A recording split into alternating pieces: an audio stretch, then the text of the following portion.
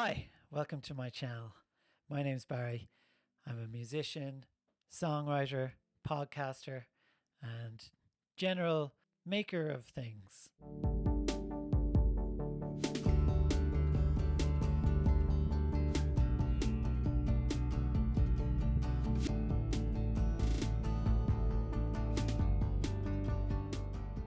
So today's video I want to talk about tips for being more creative.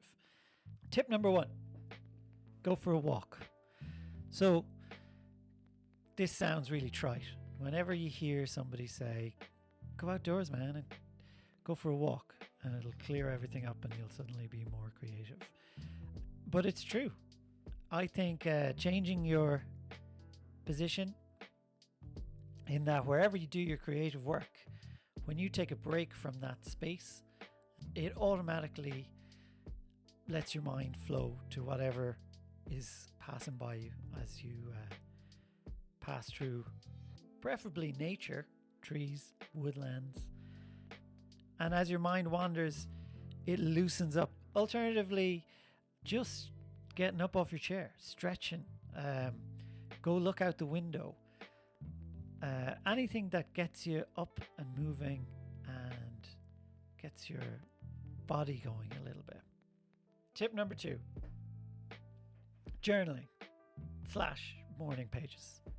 Morning pages, an idea from Julian Cameron's book, The Artist's Way, which Julie Cameron, The Artist's Way. Inspiring book. Part of the main thesis of the book is these morning pages. 3 pages of free thought, stream of consciousness. Whatever comes to mind is what goes down on the page. So it's a chance of clearing out maybe some of the cyclical thoughts that go round in your mind. For me, I find the journaling, a little bit more focused journaling, is more beneficial than the morning pages. But hey, writing, journaling, bullet journaling, whatever your preferred writing method of choice is, journaling. Tip number 3, start with a prompt, or better yet, start with the previous night's paragraph.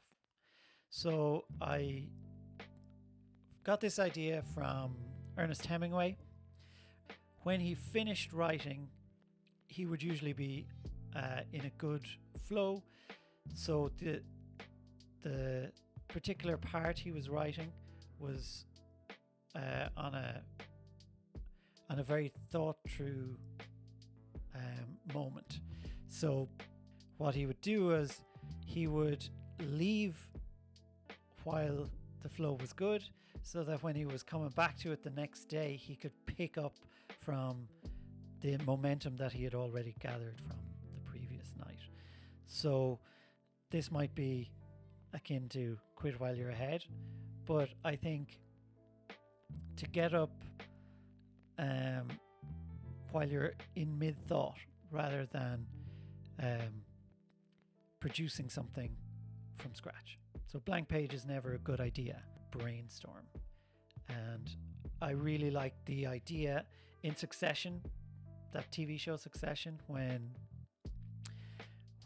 Logan Roy has a problem, he gets all his kids around and they have a big group discussion where no idea is unlistened to, no matter how silly or off the wall it might be. And I think journaling can give you a chance to do that. So if you're tackling a problem, that you just spitball whatever ideas come out. And it's much easier to edit a bad idea later on than it is to come up with the good idea that the bad idea may lead on to. Tip number 5. Tip number 5 is tidy your room, change your scenery. Tidying your room, making the space that you work in a really relaxing place that you enjoy being in. There's nothing worse than if you arrive at your place of work and it feels off or uncomfortable. But this one has to come with a massive caveat. Tidying your room is not the creative work that you're working on. And quite often you can be very busy but very unproductive. And tidying your room can fall into this category. Be mindful of that. Is that tidying your room, just because you're busy, doesn't mean you're working. Changing your scenery. This could be as simple as turning on and off a light, buying a lamp, buying a cactus, moving your furniture around to a different position. Anything like this can really spark creativity. It's something similar to finishing a notebook or finishing a sketch pad, when all those ideas are put to bed and filed away and you get to open a brand new one. Clean, crisp restart on what you're doing. Tip number 6. Tip number 6 is possibly my favorite number. It is capture your ideas. And somebody that explains this very well is Nathaniel Drew, who has a Skillshare class on intentional documentation. So intentional documentation is whenever you find a moment throughout your day where something hits you creatively or sparks your interest or gets you kind of fired up, is the chance to capture that. And whatever your medium of choice to capture that, have it to hand. So that is like number one idea capture place. So for me, voice memos are massively important. Being a musician, anytime I have musical ideas, just throw them onto my voice memo.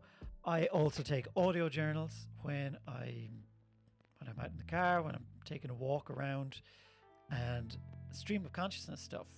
Anything that comes into mind, I will take note of it. But there's notepads, there's Google Sheets, there's any amount of idea capture technology, even your video. So take out your phone and make a video of yourself. And this is not for general consumption. Everyone has to see it. This can be as simple as, oh, this is interesting, I'll mark it down. Something that you can do to go a little bit further on this, I find, is label when and where you were when you captured the idea. So that can be just date, place, how it made you feel. So you have a reference point.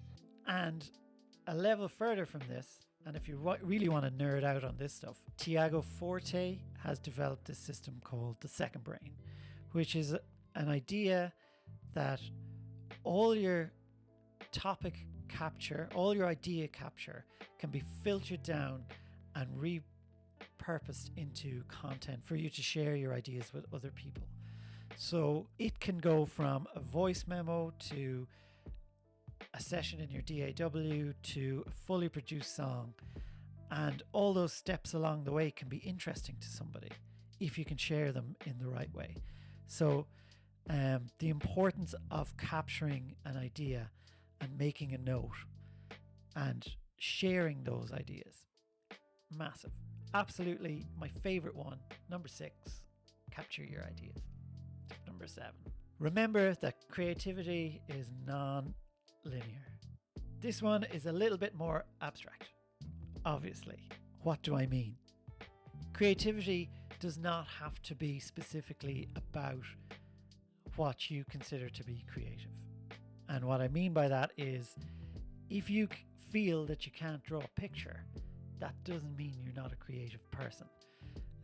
Creativity doesn't work in only these people can be creative, because a creative thought can be somebody opening their fridge and one person sees a tub of cheese, like cream cheese, and somebody else sees a whole meal. That can be a creative thought. It can be, I go this route home from work because it's slightly quicker. That's a creative thought. Those little decisions are creative decisions. You're improvising a new way of maneuvering through life, which ultimately is what creativity is all about. So when you can remember that creativity runs in these little streams, and everybody has different streams, it makes it a lot easier to explore your creativity without thinking, oh, I need to be an artist, or only artists can be creative. That can be you too. And learn to recognize where those sparks are in you. And it doesn't mean that you have to play an instrument or make a video or write a song. It could be anything. Expressing your creativity is more important than thinking you need to be in a certain way to be creative. Great piece of advice from an artist I know is, when I draw, I decorate time, and that's all it is. And that's what creative thought is. It's using your time in a way that feels natural to you. So that's a big one. Creativity is non-linear. Number 8. Can't believe we've got to number 8. Number 8 is one for the musicians, but I think it's a good metaphor for other things. Turn your instrument upside down. And what do I mean by this? The instrument automatically feels so different. It's so unnatural. But it starts to put you in a beginner's mindset. And a beginner's mindset is a mindset of endless possibilities. When you start something new, everything is open to you. And a very easy way of doing this is write your name with your non-dominant hand. First of all, you need to slow way down. You need to think about the movements that you're doing. All those inherent things that you do without thinking suddenly become difficult and become a challenge and become a way of mining new ground and mining new territory. And it can be as simple as that. If you're stuck on a creative problem, try approaching it from your non-dominant hand. That's all I have for now. Thank you very much. I hope you enjoyed this kind of video, and if you've made it to the end, you are an amazing person. And yeah, really appreciate you being here. Please drop me a comment. Let me know if any of these were helpful. If you have any creative ideas of your own that you'd like to share, I would love to hear them. I am always looking for ways of becoming more creative. Please comment, like, share, subscribe, all that good stuff, especially subscribe. And I will talk to you on the next one.